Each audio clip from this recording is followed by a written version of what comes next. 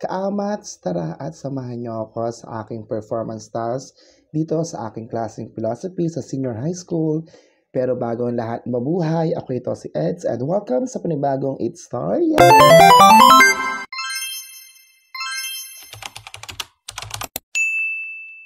May kabutihan at may pag-ibig, liwanag ang mananahim.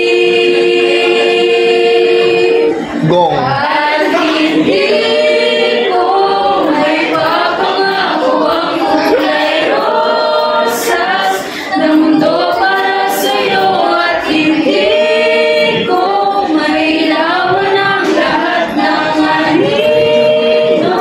Pero sisikapin ko at hindi ako makakahinga hanggat hindi mo pa magawang muling ipagmalaki na ikaisa.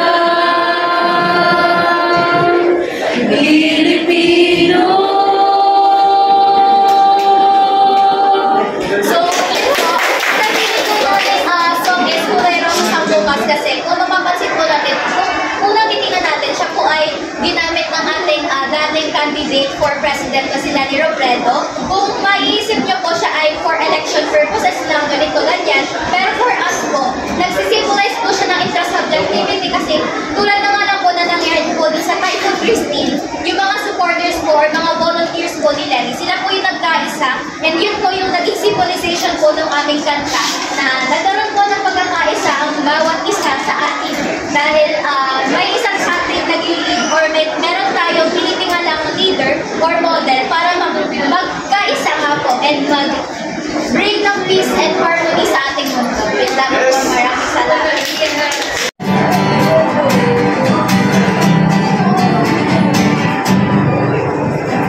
Tatawa sa ating kaibigan at nangangaral ang buong mundo.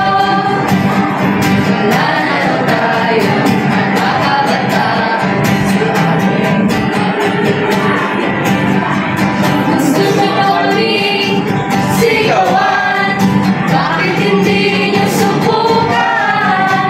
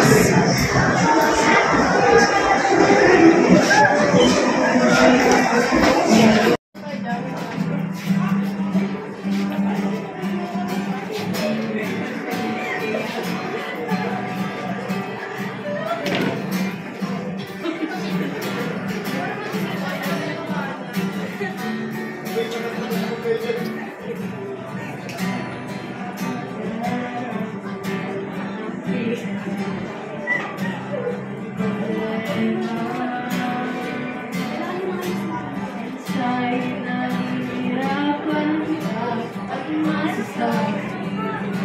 Di ko